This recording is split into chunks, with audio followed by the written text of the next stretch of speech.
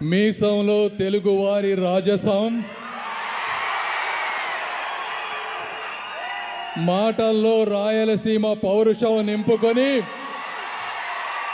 సప్త సముద్రాలు దాటుకొని డాలస్ విచ్చేసిన డాకు మహారాజ్ శ్రీ నందమూరి బాలకృష్ణ గారికి తెలుగు ప్రజల తరపున స్వాగతం సుస్వాగతం.